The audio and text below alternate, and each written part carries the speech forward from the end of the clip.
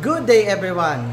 Ikaw ba ay estudyante na nangangarap, subalit hanggang ngayon ay hindi pa nakapagdesisyon kung ano ang kursong kukunin sa kolehiyo? Narito ang ilan sa mga suggestions upang matulungan ka. Number 1, know your interest. Alamin mo kung ano at kung saan ang iyong interest na field. Halimbawa, science, technology, araling panlipunan, current events, business, and so on.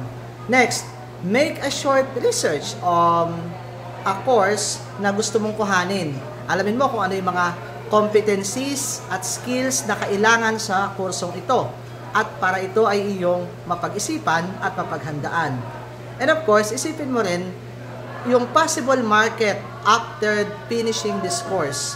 Marami ba ang pwede mong bagsakan? Marami ba ang pwede mong pasukan? At ano-ano ang mga trabahong pwede mong maging o magkaroon?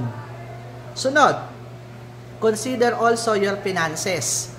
Ito bang kursong ito ay kayang pondohan o kaya ba akong pag-aralin ng magulang ko kung kukunin ko ang kursong ito? O medyo mahihirapan? Anyway, marami naman tayo mga scholarship program from LGU o from non-government and government organization na handang magbigay ng assistance. And of course, consult career advocates, guidance counselors, your class advisors, your parents, and significant others na sa palagay mo ay makakatulong sa iyo upang makapag-isip ng tama. And last but not the least, pray.